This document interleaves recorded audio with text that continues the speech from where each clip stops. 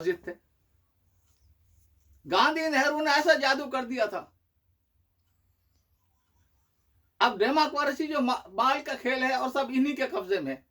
हमारे मुल्क में भी जितनी जमहूरियत है इन्हीं के गुलाम है पूरी दुनिया की। लेकिन हमारा मौलवी हिंदू पाक बांग्लादेश का सारा मौलवी आप देखो कि ये बेचारा इस पर है कि डेमोक्रेसी आ जाए। मौलाना अरशद में यहाँ पर 5 स्टार होटल है 150 कदम पर। पाकिस्तान के उलमा पूछ रहे हैं मुख्तलिफ जगहों के कि हम किस निज़ाम की, फरमा डेमोक्रेसी सबसे अच्छी है। इस्लाम का निज़ाम जानते ही नहीं है मौलवी।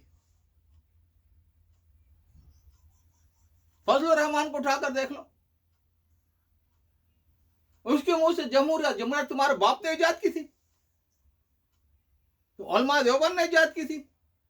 ये यहूदियों का सबको काबू में रखने के लिए। फ्रांस का बादशाह था,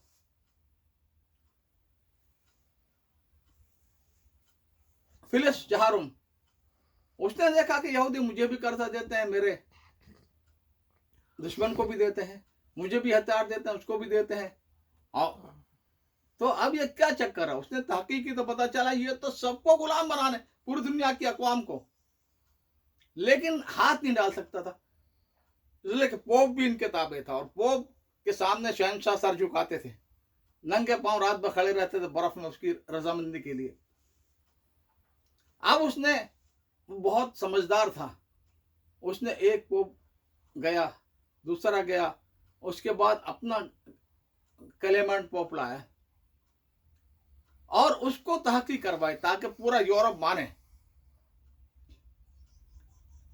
और एक ऑर्डर जारी किया कि जुमा 13 तारीख ये लिफाफे मन भेज रहा हूं, उसको खोलें और जो अमल करो उस पर। उसमें कहा था इनके सेहूनियों के जितने अड्डे हैं उनको तबाह कर दो। एक ही वक्त खोला गया, लेकिन इनकी भनक लगी इनको, इन्होंने अपने लीडरों को निकाल लिया, अपने सोना और अपने साजो सामान निकाल लिया, अपने हर चीज। फिर भी बहुत सारे मारे गए, हल्की आंच पर भूने गए। इसको उन्होंने याद रखा कि अब हमें कोई रास्ता ढूंढना पड़ेगा। रास्ता क्या ढूंढा कि टोकरी में जितने अंडे हैं, पहले तो ये था वो सारे हमारे हों, अब ये नहीं कि सारी टोकरियां हमारी हों, और इक़्तिदार को तकसीम करो, एक रोलिंग पार्टी हो एक अपोजिशन हो, और दोनों में हमारे आदमी घुसे भी हों, जैसा आज दुनिया में हो रहा। पहले कर्जा जो है वो बाद वाला बादशाह इनकार कर सकता था कि उसने अपने अय्याशी के लिए है, हम उसके कर्ज के जिम्मेदार नहीं है। अब जमहूरियत के नाम से अवाम पर आ जाता है। अब सारी दुनिया इनके कर्ज ज्यादा करती रहे सेहोनियों के। यानी आप देखें कि एक ही खानदान है, रोड्स शील्ड, बस उसका ये IMF है और ये वर्ल्ड बैंक है, एक ही शहर में एक तरफ ही, और एक दे रहा है दुनिया को, एक वसूल कर रहा है ज्यादा से ज्यादा। यानी वजीर खजाना उसको बनाया जाता है, वर्ल्ड बैंक ही मुकर्रर करता है, और उसको असल मफादात वहां से वाबस्ता होते हैं। पाकिस्तान में रात को शेरवानी सिलाकर उसको वजीर आजम बनाकर भेज दिया, कुरैशी को, मोइन कुरैशी को। उसके बाद ये जो यहाँ पर मुझे रिजन पार्क की मस्जिद में नमाज में देखा कि शौकत अजीज है 8 साल खींच गया। क्या कि खूब कर्जा लो हमसे, खरबों में लो और अरबों में किस्तें अदा करो, किस्तें नहीं रुकनी चाहिए। अभी पाकिस्तान में बहस चल रही है, यानी इनके पास क्या है अमेरिका के पास। यानी पहले ये होता था जैसे वियतनाम की जंग के मौके पर, उससे पहले कोरिया की जंग के मौके पर टैक्स वो 80-85% बढ़ा देते थे। अब इन्होंने अफगानिस्तान पर हमला था तो टैक्स बढ़ाया नहीं, 10% कम कर दिया, और 2 2,000 अरब जो खर्च किए उस पर 6,500 सूद समेत वसूल कर रहे हैं। ये हर बच्चा अमेरिका का पहले अगर 30-35 हजार डॉलर का वो मकरूज था, तो अब वो $65,000 का मकरूज हो गया। तो पूरी दुनिया पर ये, तो आज हम जमहूरियत के लिए मरे जा रहे हैं हमारे मुल्कों में। इन मौलियों के जबान से 3 मुल्कों में बरे से गिर के जमहूरियत और जिंदगी, हुजूर की जिंदगी से कोई लेना देना नहीं। देखिए एक बात और समझने की है, वो ये कि जो हर जबान जो होती है, तो जबान के साथ उसकी तहजीब और कल्चर खुद चलाता है, उसका तर्ज जिंदगी, उसकी सोच। अब हमारे मुल्कों में हमने अंग्रेज की सिर्फ जबान नहीं ली, उनकी हर चीज ले ली।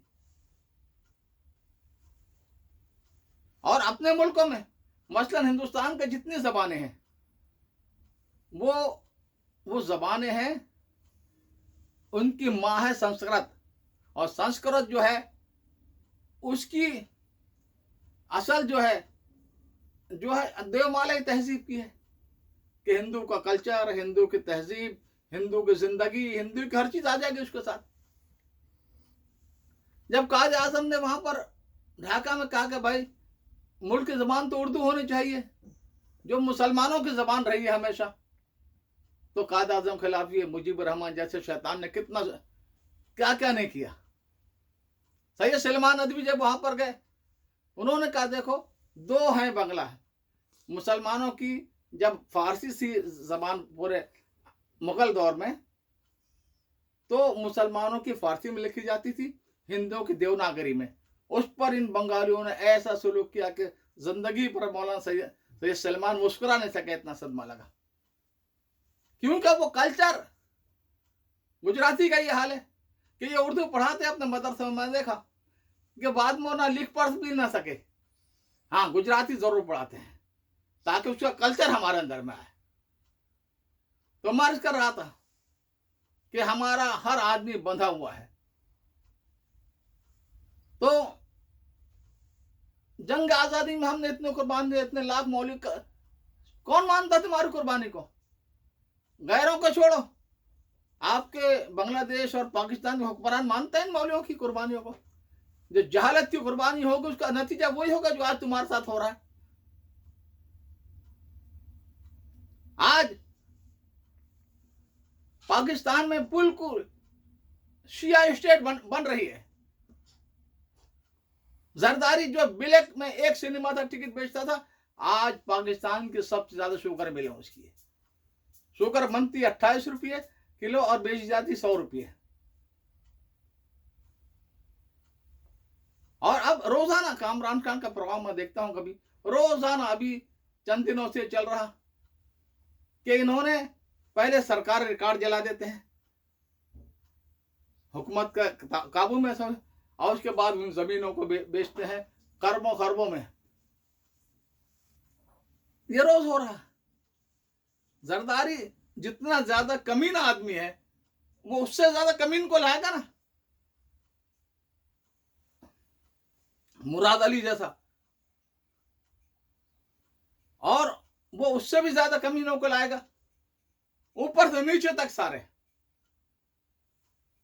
और आप देखें कि ये सारे जो मुट्ठी भर राफजी हैं, वो ईरान के पिट्ठू हैं, और वो पहले से 4 नस्लों पहले से प्लानिंग करके बैठे हैं कि इस इलाके को, कराची को अलग करके शिया स्टेट बनाना है। अगर ये बनी तो इसके जिम्मेदार सबसे ज्यादा मौलाना फजल रहमान होंगे।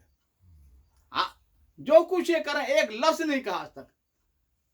हजारा बिरादरी जो शिया है और दुनिया में लड़ती है ईरान की तरफ से जाकर, उसको वहां पर 2.5 करोड़ मुसलमानों को रास्ते रोककर बैठी हुई कराची में।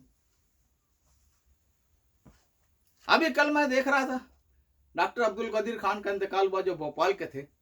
भोपाल मेरा एक दूसरा वतन है, मेरी आधे से ज्यादा बिरादरी वहां पर है, रिश्तेदार सारे वहां पर हैं। तो भोपाल में कोई बरेलवी मस्जिद नहीं थी, इसलिए कि बरेलवियत क्या है, हिंदू मजहब का नया एडिशन। उनके हजारों भगवान हैं, इनके भी हजारों पीराने पीर हैं। उनके रोजाना त्यौहार है, इनके भी रोजाना त्यौहार है। ईद मिलादुन नबी क्या है? पढ़ा लिखा हूं, 2 ईदें थी, ईद उल फितर और ईद उल अजहा, तीसरी कोई ईद नहीं है इस्लाम में। अब ये हिंदुओं को इस पर डाला शियों के जरिए से कि तुम एक खुदा कब तक पुकारते, तुम भी अपने या गौसुल आजम फरियाद रस कौन है? हाँ, अल्लाह नहीं है। इन बिदत, इनका तबले पेटी वाला इस्लाम अभी रबीउल अव्वल शुरू हुआ। पूरे इसमें आप टीवी उठाकर देख लो, ये इस्लाम जो हुजूर ने सबसे बेहतर जमाना हुजूर का, सहाबा का, ताबे, उस दौर में किसी ने किया था ये हरकत? तुम उनसे ज्यादा आशिकाने रसूल। अरे मुसलमान तो इत्तिबा रसूल होता है, मुत्तबे रसूल, मुतीय रसूल, अल्लाह की इताअत का गुजार होता है, ना कि आशिक। ये आशिक माशूक इधर से लाइए। तो मैं अर्ज कर रहा था कि वहां पर फजलुर रहमान, जब मौली जब हरामखोरी पर आ जाता है तो आप देखो, डॉक्टर अब्दुल कदीर खान का भी यह है कि भाई अब वो जिस हालत में बेचारे आए हैं, यानी सबके हेड थे वहां पर बेल्जियम में और हॉलैंड और 3-4 मुल्कों का जो बन रहा था एटमी, और भुट्टो को खत लिखा कि हिंदुस्तान ने बना लिया, अब उसके रवैया बदल गया। अब अडवाणी कह रहा है कि आलमी ताकत समझकर हमसे बात करो, नीचे रहकर बात करो। अब इनकी गैरत थी आए तो जो बदमाश बैठे हुए थे, मुनीर, डॉक्टर मुनीर जैसे लोग, उन्होंने कई महीने तनख्वाह, कितनी 3000 तनख्वाह, उसके बाद अपने हीरो की कदर की इन्होंने।